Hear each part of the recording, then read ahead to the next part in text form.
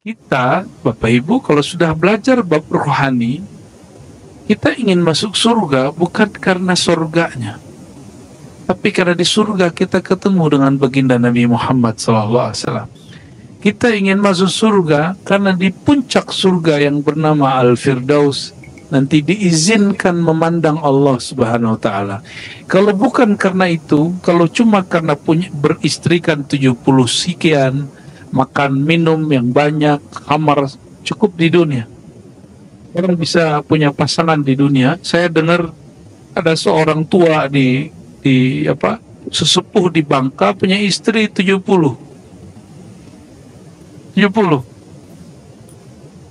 Wallahu alam gimana ceritanya.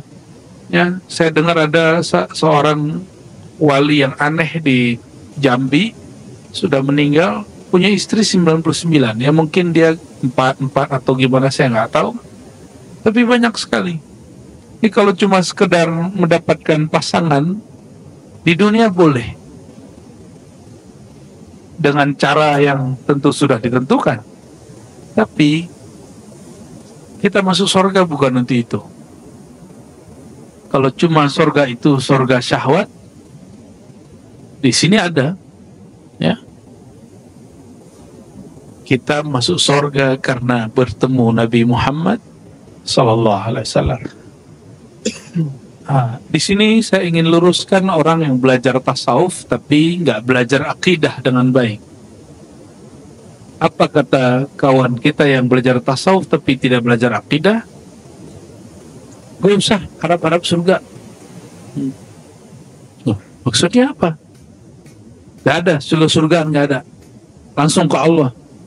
Nah, ini orang gak paham. Bahwa mau ketemu Allah di mana? Surga. Ini yang dilupakan orang awam, masuk surga karena syahwat. Tapi orang yang kenal Allah masuk surga karena ruqyat, karena ingin jumpa dengan Nabi Muhammad, ingin jumpa dengan Allah Subhanahu wa taala. Ya. Beda motif kita masuk surga dengan orang awam. Nah, maka teman-teman walaupun tidak bisa baca kitab, tapi dalam bab ini jangan sampai jadi orang awam. Ya, udah ngaji sekian tahun kok masih awam. Ya.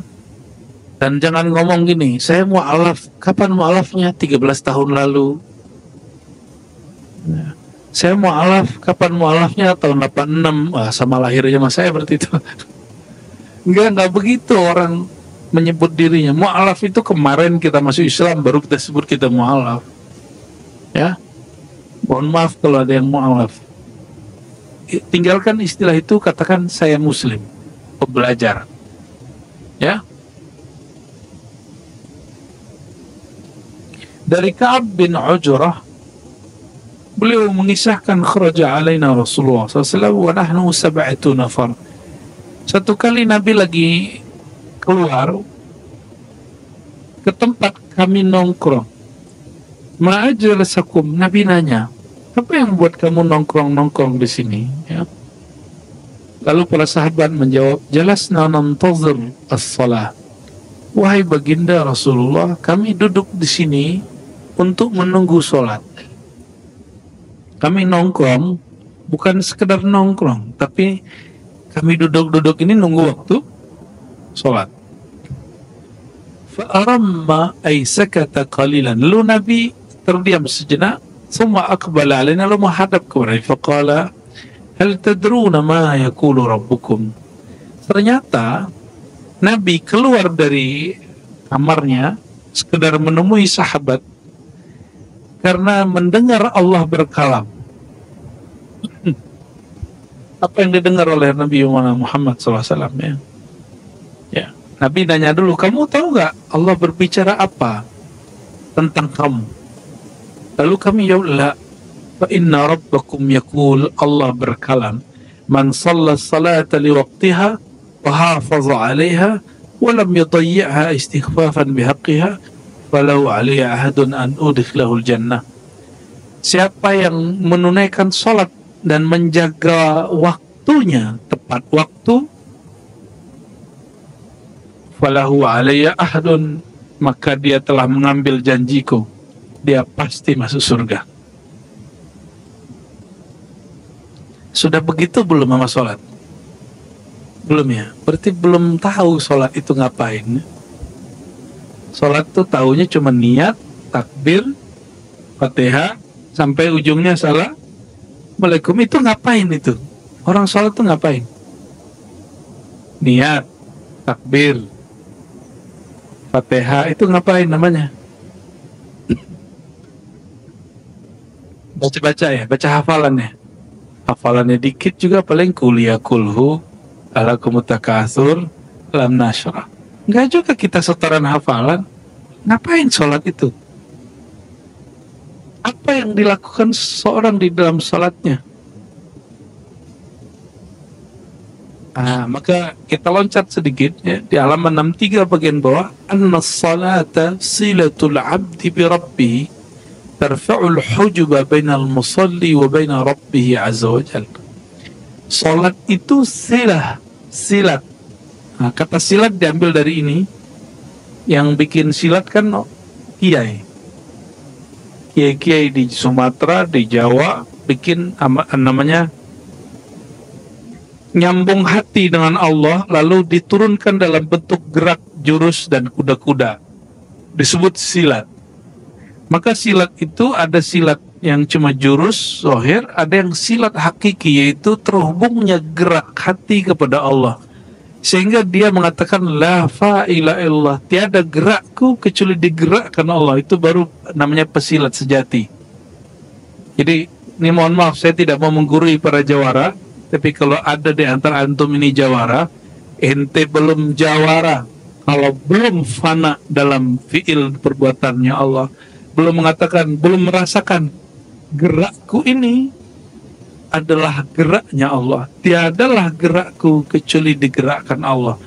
Jadi kita tiadakan gerak kita, lalu kita nyatakan bahwa Allah yang bergerak. Bukan berarti kita salah, lalu Allah yang disalahin, bukan. Kalau Allah yang bergerak, kalah atau menang? Sempurna atau kurang? Kalau kita geraknya kurang, berarti kita belum fana, belum lepur dalam cinta fiilnya perbuatan Allah Subhanahu wa taala. Sahabat-sahabat Nabi itu dapat gelar Saifullah, pedangnya Allah. Itu maksudnya apa? Dia kalau nebas, bukan dirinya lagi yang nebas. Itu sudah Allah yang bekerja. Maka Sayyidina Hamzah, satu orang bisa ngelawan 5 orang, dan itu kuat. Antum kuat nggak? Satu orang lawan 5, dan itu kalah semua. Itu Sayyidina Hamzah. Ya. Maka disebut di sini as-salat, anna-salat fiha silatul abdi bi rabbih. Salat itu adalah silat. Silat artinya penghubung antara si hamba dengan Tuhannya, ya, antara kekasih dengan yang dikasihinya.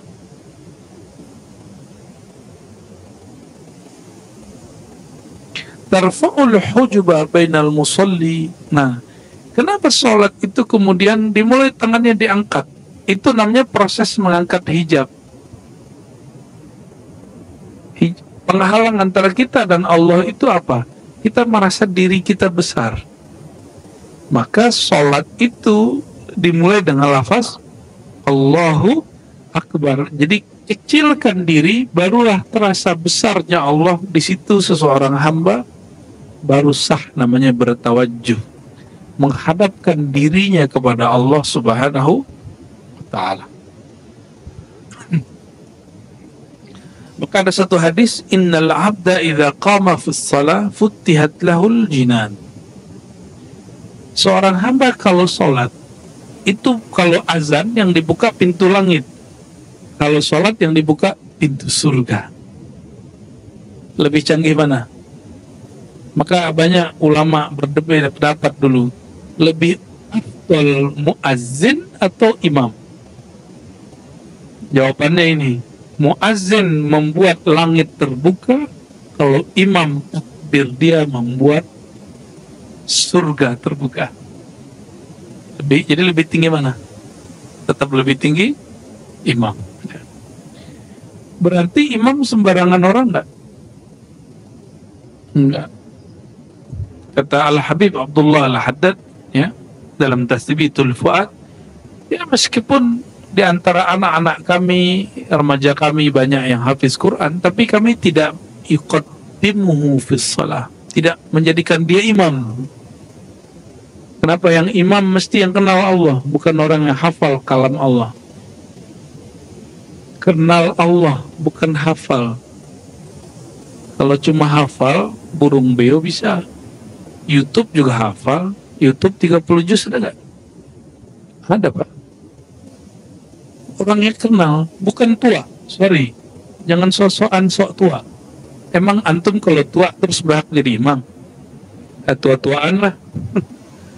Nggak ada urusannya tua. Ya, ketika Nabi SAW menyebut tua, itu ada asbabul wurudnya, ada kronologisnya. Ada satu angkatan sahabat umurnya berbeda, tapi Islamnya sama, hafalannya sama. Lalu ada perdebatan di kalangan sahabat, siapa yang jadi imam? Nabi bilang, yang duluan Islam. Terus mereka sama Islamnya, ya sudah, yang hafalnya paling bagus, paling banyak. Ternyata hafalnya sama semua. Terakhir, jadi opsi terakhir, akbaruhum sinnan, yang paling tua jasadnya, biologisnya. Terlihat kesalahpahaman kita hari ini bahwa yang imam mesti orang tua. Enggak. Yang disuruh jadi imam, kata Nabi SAW, akra'uhum, satu riwayat, yang paling akra'. Akra' itu ajma', yang mampu mengumpulkan ayat antara zahir dan batinnya. Dan yang kedua, a'lamuhum bi kitabillah, begitu riwayatnya, yaitu yang paling mengenal ayat-ayat Allah, hukum-hukum Allah. Berarti yang jadi imam itu orang yang tua kealimannya, bukan yang tua hafalan dan jasadnya, bukan, ya. Jadi mohon maaf, kebanyakan kita masih terjebak dengan pemahaman tua-tua, ya. Akhirnya banyak masjid yang imamin orang tua yang tidak pernah belajar tajwid. Betul nggak? Baca Fatihahnya salah, gimana yang lain mau benar? Baca Fatihahnya udah salah.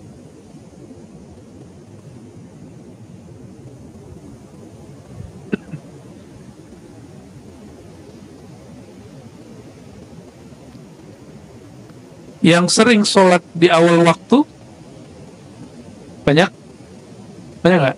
Atau senangnya di akhir waktu? Nah, dua-duanya, tiga-tiganya pertengahan waktu itu ada dalilnya semua, ya. Al-waqtul awal, ya, waktu pertama, ridwanullah, itu keridhaan Allah.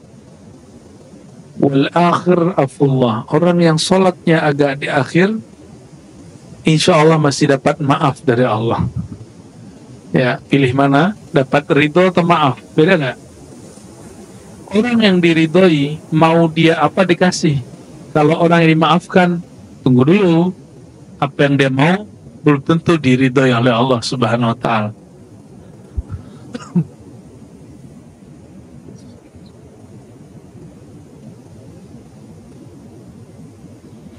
Ternyata Allah itu yang maha sempurna tetap saja memamerkan sholatnya seorang hamba kepada malaikat di langit.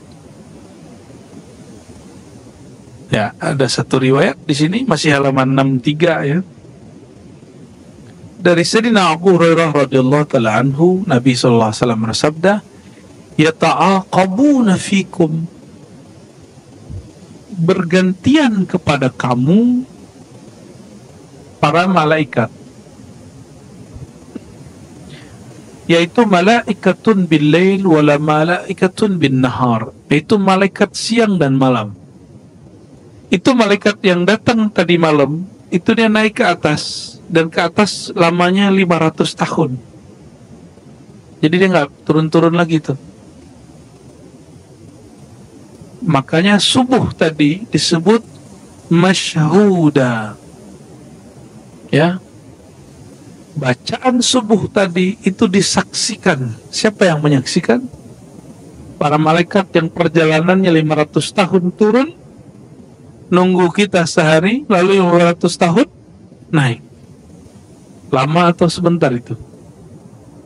Lama sekali. Maka malaikat yang naik itu dia nggak turun lagi. Jadi yang turun tuh malaikat yang lain lagi. Malaikat yang sudah naik melapor, dia tugasnya selesai, nanti muncul malaikat yang baru.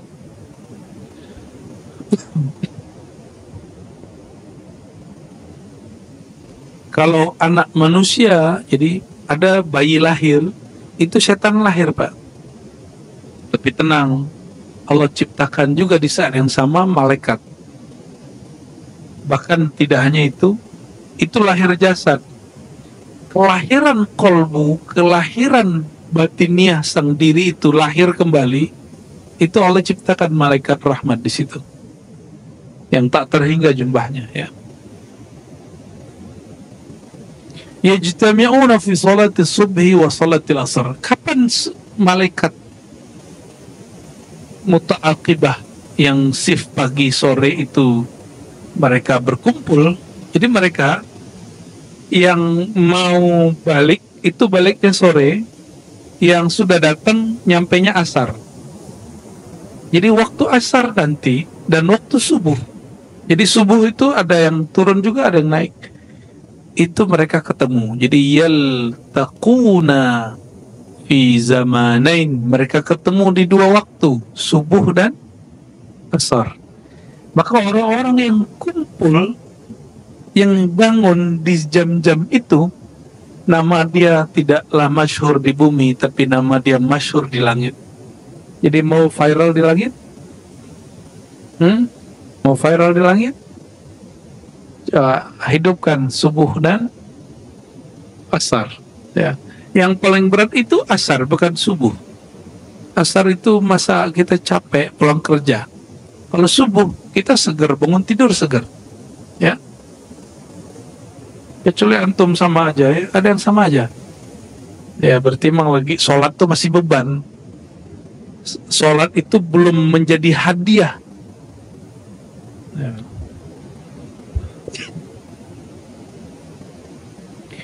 Summa ya'ruju alladhi batu fikum fayas'aluhum rabbuhum wa huwa a'lamu bihim. Ketika ada yang naik, nah ini malaikat tadi nih malam kan naik subuh. Ketika sampai di hadirat Allah, jadi Allah itu bukan bertempat di langit, tapi Allah itu punya satu si makhligai untuk malaikat disebut hadiratul malakut. Hadiratul malakut itu tempat para malaikat bersemayam di langit. Di situ Allah bertanya, wahai para malaikatku, dalam keadaan apa hambaku engkau tinggalkan? Kira-kira antum tadi dijawabnya gimana tuh? Salat subuh ya? Alhamdulillah. Bahkan malaikat lanjut, setelah mereka subuh, ya Allah, malaikat taklim membicarakan engkau, membaca ayat-ayat engkau, ya. Taraknahum wa hum yusallun wa atainahum wa hum yusallun. Kami tinggalkan mereka, mereka sholat, dan kami datang kepada mereka, mereka sholat. Jadi sore kami datang, mereka sholat. Kami tinggalkan mereka subuh, mereka lagi sholat. Atau sebaliknya, sore kami datang, ya Allah, mereka main handphone. Pagi kami tinggalkan, mereka juga masih main handphone. Gitu kah? Kira-kira Allah begitu dengar gimana tuh? Pak? Rasulullah nanya juga, ini kan hanya riwayat mengenai tentang malaikat dan Allah. Rasulullah juga nanya, Bapak Ibu, umatku lagi ngapain? Nanti malaikat bilang, wahai Rasulullah, ini aku malaikat sayyarah, tugasku menyampaikan salam umatmu. Dia bangun tidur sholawat, masuk rumah sholawat, naik kendaraan sholawat, mau ngapa-ngapain sholawat. Nabi kemudian tersenyum.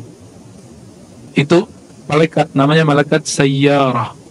malaikat yang namanya kalau bahasa Arab artinya malaikat mobil. Tapi ini bukan mobil, ini malaikat cahaya. Jadi dia cepat sekali melaporkan salawat kita kepada Nabi Muhammad sallallahu alaihi wasallam.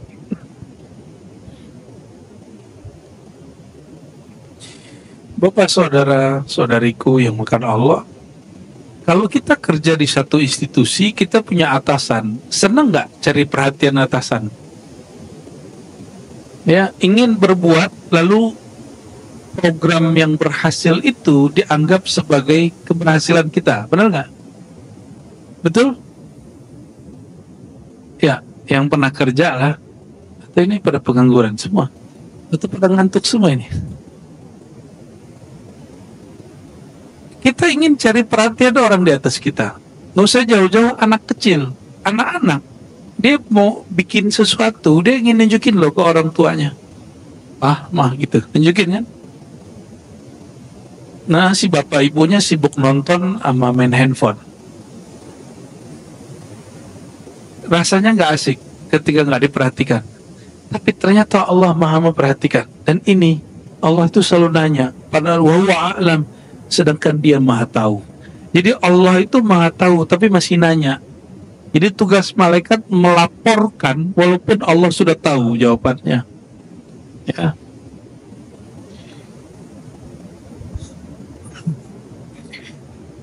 Ketika kita sholat,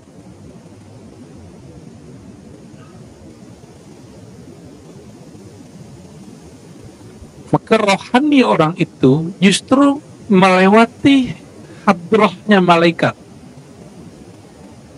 Namanya hadratu rabbil arbab, hadirat Allah. Nah, ini coba kita baca ya. Wa min dzalika, dan di antara rahasia salat itu, kekhususan salat umat Nabi Muhammad SAW,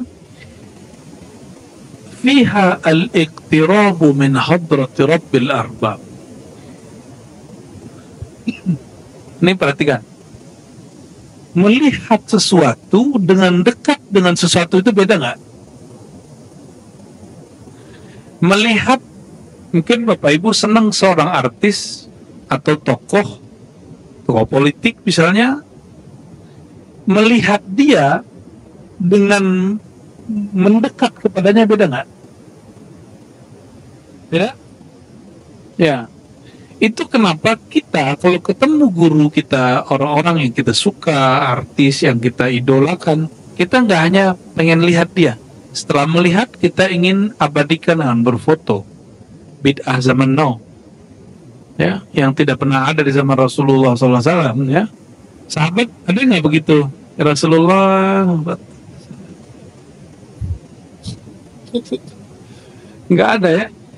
Para sahabat menyimpan capture fotonya di kolbunya,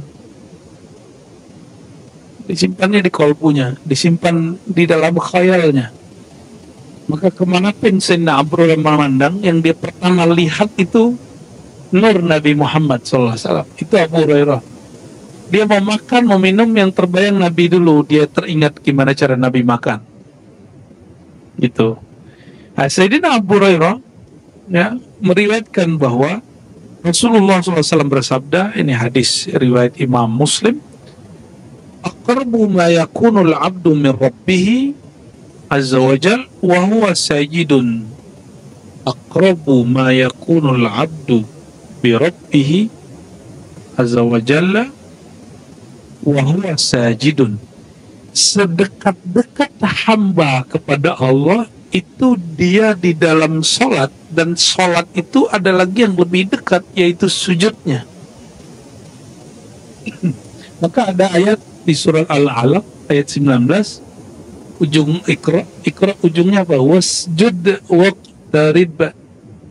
Dulu Nabi awal-awal baca ayat ini sujud sajadah, tapi belakangan tidak diamalkan oleh para imam, kecuali 1-2 imam. Wasjud, sujudlah kamu, waqtarib. Nah, kalau saya menerjemahkan bukan mendekatlah, sujudlah kamu, niscaya kamu didekatkan kepadaku. Gitu.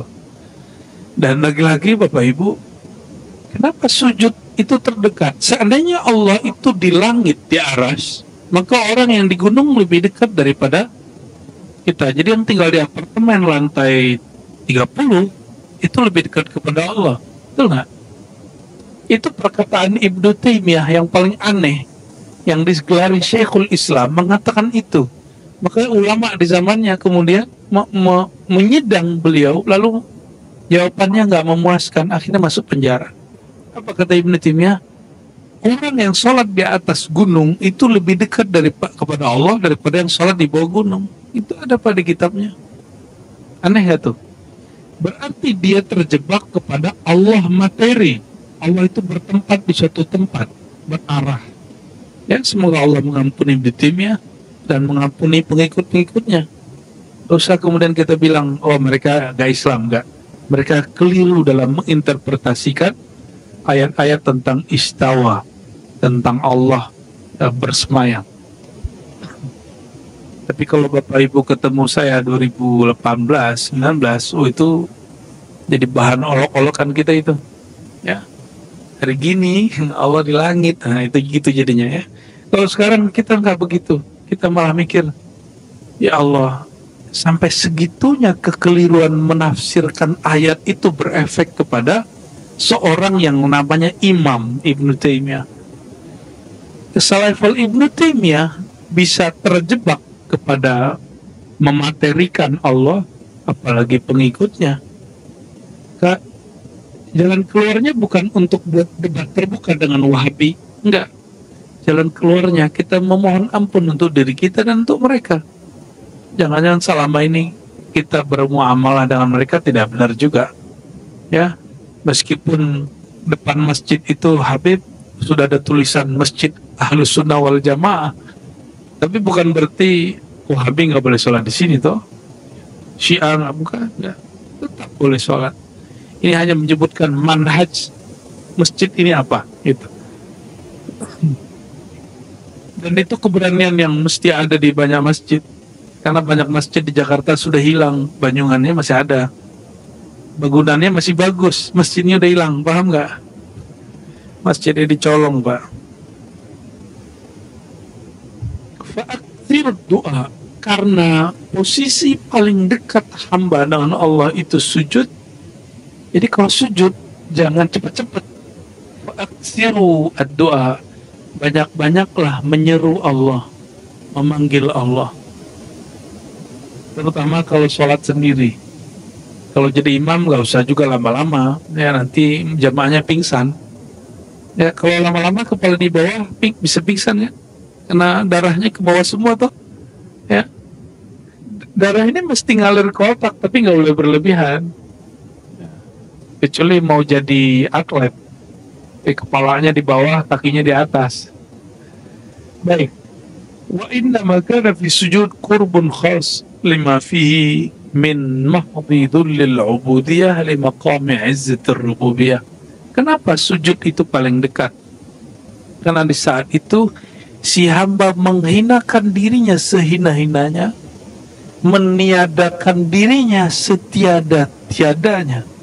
Disitulah dia merasakan Allah itu eksis dan ada. Karena yang mampu merasakan Allah itu Allah juga. Maka jika kita tidak meniadakan diri, maka nur rububiyah Allah itu tidak Allah berikan kepada kita, sehingga kita tidak dapat merasakan nur ilahiyahnya. Nah ini coba lihat, yang merasakan nur ilahiyah Allah siapa? Nur rububiyah Allah yang dititipkan kepada kita. Nah gimana caranya? Nolkan dirimu, rendahkan dirimu di hadapannya, baru engkau diberikan rasa itu. Itu sebabnya semua zikir setelah syahadat pembukaannya istighfar. Karena istighfar itu menghinakan diri dan pengakuan dosa di hadapan Allah Subhanahu wa ta'ala. Di dalam Islam tidak ada pengakuan dosa kepada ustadz.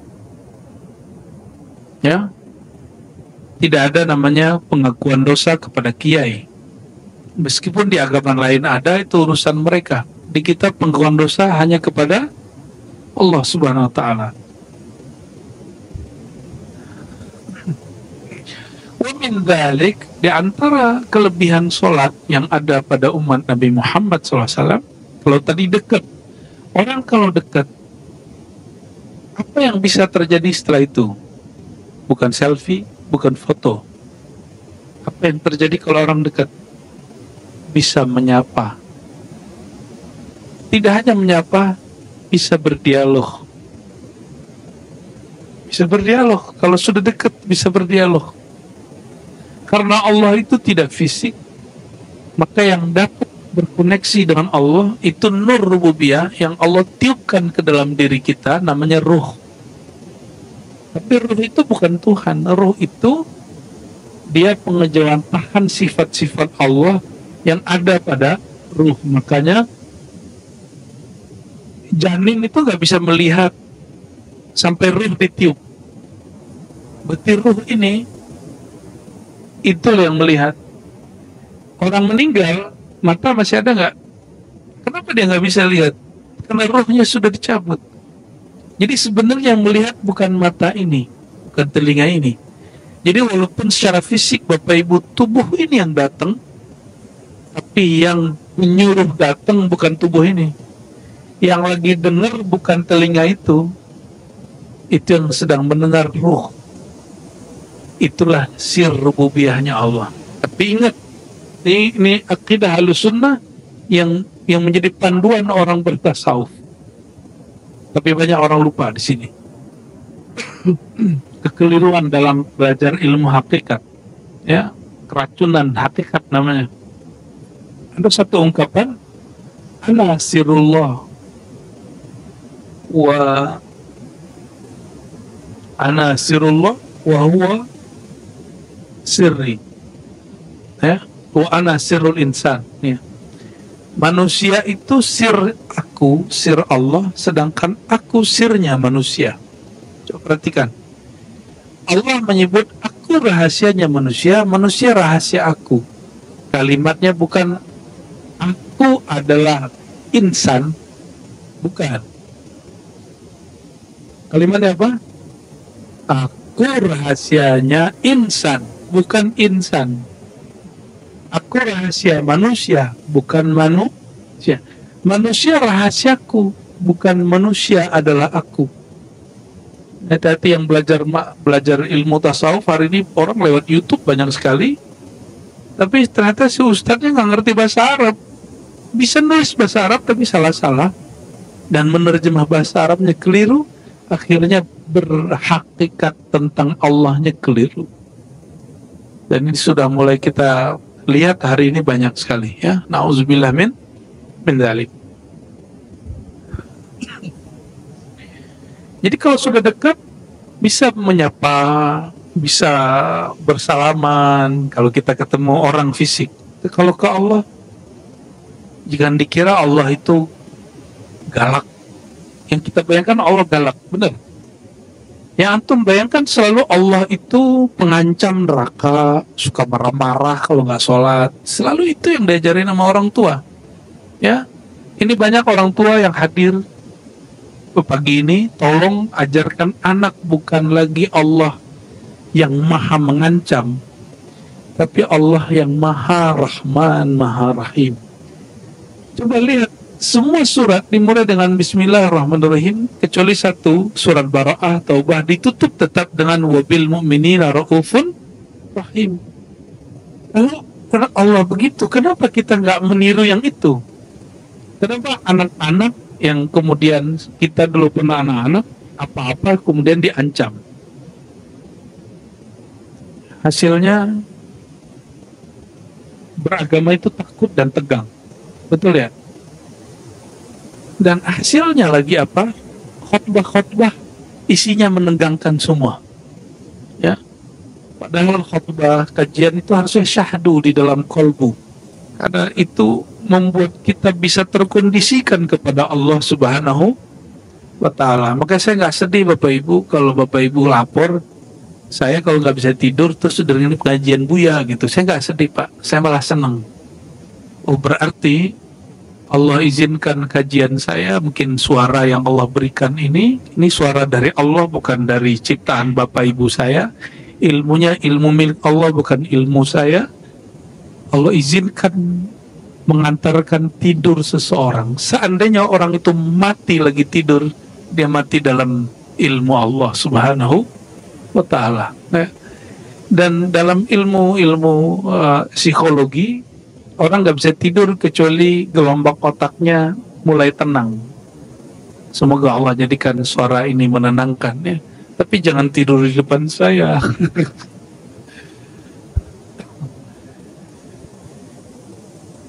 An Anas ya, dari Sayyidina Anas radhiyallahu taala anhu, qala Nabi sallallahu alaihi wasallam. Nabi sallallahu alaihi wasallam bersabda, ini rahasia salat. Innal mu'mina idza kana fi shalah, orang beriman itu kalau salat, fa innama yunaji rabbah, dia sedang berbisik-bisik manja dengan Allah. Yunaji, naja, yunaji, munajatan, manja, itu satu akar kata sebenarnya. Manja itu tempat melepaskan beban-beban hati. Itu namanya bermanja-manja. Itu bukan bahasa Melayu, bahasa Arab. Ya, naja. Maka bermunajat dikembalikan ke bahasa asalnya, itu berbisik-bisik mesra dengan Allah SWT. Tapi kebanyakan kita memahami munajat itu cuma minta-minta. Saya lagi butuh, saya minta. Saya lagi perlu, saya minta. Jadi kita ke Allah itu cuma sebatas perlu. Di luar keperluan itu kita gak datang ke Allah dan gak bermanja-manja kepada Allah. Saya mau tanya Bapak Ibu, ibu-ibu khusus, punya pasangan itu hanya sekedar, mohon maaf, hubungan seksual, nafkah, duit, atau juga pengen dibersamai, ditemenin makan, ditemenin ngobrol, itu enggak? Benar? Atau sekedar pengen dapat suami yang menafkahi? Matre namanya. Atau hanya sekedar biologis? Itu namanya budak syahwat. Bukan, saya yakin itu perlu semua. Tapi ada yang lebih perlu, yaitu teman hidup. Betul nggak? Ya.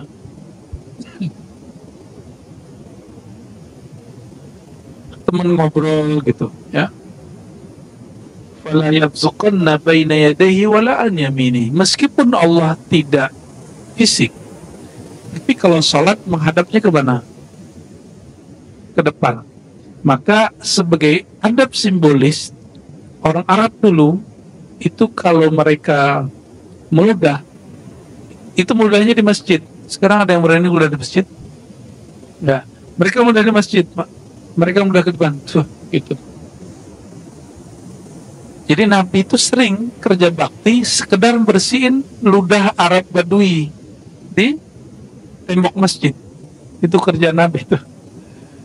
Tiap hari ngecek, berarti ada Arab Badui nih di saf pertama gitu. Yang nggak berani Arab Badui duduk cuma di belakang imam langsung. Orang nggak tahu itu bab Abu Bakar, bab Umar, bab Utsman, bab Ali. Nggak ada yang berani duduk di situ. Ya. Kecuali mereka sakit. Jadi kalau Sayyidina Ali nggak datang, sholat langsung ketahuan. Maka satu kali Sayyidina Ali nggak datang. Ditanya, Aina Ali? Mana mantuku? Ali. Masa mantu Rasulullah nggak sholat berjamaah di masjid? Apa jawaban sahabat? Ya Rasulullah, ishtaka aina, matanya sakit. Langsung Nabi jenguk. Nabi nggak marah-marah, ya. Nabi nggak bilang neraka ente, gitu. Nggak pantas ente jadi mantu aneh, begitu. Nabi malah apa? Nabi salami, Nabi tanya. Orang sakit tuh pengen ditanya. Jadi salah satu cara Allah berkalam kepada si hambanya itu lewat ada orang yang menjenguknya. Nah, ada satu hadis riwayat Imam Muslim. Apa kata Allah Ta'ala, hadis qudsi? Ya abdi, wahai hambaku, maritu falam ta'udni. Aku sakit, kenapa engkau tidak jenguk? Nanyalah si hamba, ya Allah, engkau kan Tuhan, tidak mungkin sakit. Apa jawaban Allah Ta'ala? marida abdi falam ta'udhu, hambaku sakit kenapa engkau tidak jenguk?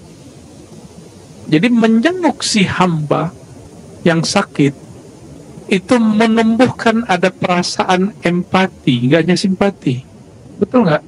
Kasihan nggak kalau orang sakit? Di saat kasihan, itulah saat kita sedang mengekspresikan Rahman Rahimnya Allah SWT. Lau udtahu lawajadtani indahu, wahai hamba, jika engkau menjenguk hambaku yang sakit itu, engkau sedang menjengukku. Lawajadtani indahu, engkau akan temui aku di sana. Apa yang ditemui? Rahman Rahimnya Allah SWT. Jangan GR terus ngomong gini, saya ini kalau dapat ilham tentang orang mati pasti mati. Bangga dia. Ya, emang kamu siapa? Ya, saya mau tanya nih Bapak Ibu yang asik dengan ilham-ilham sampah itu, ya, mohon maaf. Orang itu mati karena kita dapat ilham atau karena Allah menakdirkan dia mati? Nih, 02 menang nih. Ya, itu karena ada wali mengatakan, saya dapat ilham, si Anu menang. Si Anu menang itu karena ilham si wali atau karena kehendak Allah? Kita sering kejebak, sering takjub. Ini yang disebut muhlikat, yang membuat seorang hamba itu amalnya binasa, dirinya binasa, ketika dia yu'jib, ya, dia takjub kepada dirinya, amalnya, ilmunya. Jadi nggak boleh Bapak Ibu. Yang boleh itu menceritakan nikmat Allah karena dia dari Allah, bukan karena itu ada pada kita. Ya. Ini bagian terakhir barangkali, ya. Jadi ketika kita sholat, batuk, Bapak kalau batuk, tutup tangannya. Karena kita sedang menghadap ke Allah, ya, batuk ke bawah. Karena kalau ke kiri ada orang juga, ya, benar nggak? Nah, dalam hadis ini menarik, sebelah kananmu malaikat, sebelah kirimu syaitan atau jin. Nah, ini ungkapan majazi sebenarnya, bukan hakiki, karena malaikat ada kiri kanan kita, jin, syaitan juga ada kiri kanan kita, ya.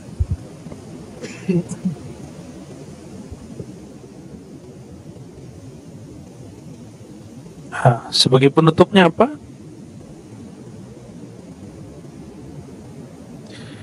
Anna salata fiha tawajjuh wal ikbal ala Allah. Salat itu adalah tawajjuh. Tawajjuh itu artinya menghadapkan ruh kolbu kepada Allah Subhanahu wa ta'ala. Tawajjuh dan ikbal ini dua sinonim.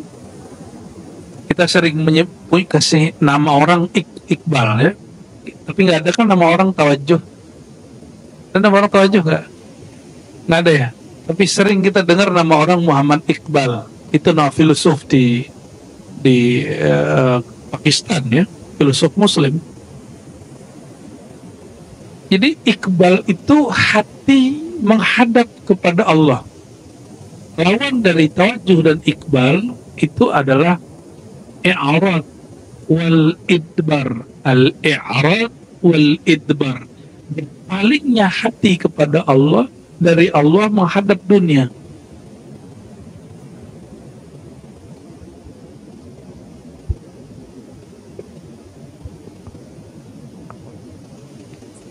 Oleh karenanya, ini asrar daripada baca doa iftitah yang ada kalimat wajjahtu. Wajjahtu itu betul-betul membuat seseorang kolbunya berhadap kepada yang membolak-balik kolbu, ya. Nah, Sayyidina Ibnu Umar mengatakan, Nabi SAW bersabda, "Idza kana ahadukum yusalli fala yabsuq qibla wajhi fa inna Allah qibla wajhi idza shalla." Jika kalian sholat, jangan meludah ke depan arah wajahnya. Fa inna Allah, perhatikan ini, Sesungguhnya Allah qibala wajhihi, di arah tatapan wajahnya, idza shalla, jika dia salat. Berarti kalau orang salat, hadapan wajah dia langsung nurullah ada di situ. Tapi kalau dia selesai salat, nurullahnya kemudian tidak lagi disebut simbolnya di depan. Oke? Wajahnya, fa innallaha qibala wajhihi. Maka yang dapat menatap wajah Allah itu juga hanya wajah Allah. Karena kullu man 'alaiha fan, semuanya binasa kecuali hanya wajah Allah yang Dzul Jalali wal Ikram, yang maha perkasa. Maka binasakan wajah kita, hinakan wajah kita, baru di saat itu Allah menunjukkan kemuliaan wajahnya. Itu caranya. Jadi bagaimana cara menghadapkan wajah kita kepada Allah? Hinakan wajah ini di hadapannya, maka Allah akan muliakan wajah kita. Ya, barangkali itu Bapak Ibu beberapa kelebihan sholat. Nanti masih banyak lagi, termasuk tadi yang saya tanyakan, emang sholat ngapain sih? Ya, kok baca-baca Fatihah itu ngapain? Apa sebenarnya yang ada di Fatihah? Nah, insya Allah di pengajian pada Ramadan, insya Allah nanti kita bahas lanjutan kitab ini. Jadi ini sekaligus tawakufan, dan seandainya umur kita masih panjang, semoga masih dipanjangkan Allah dalam kebaikan,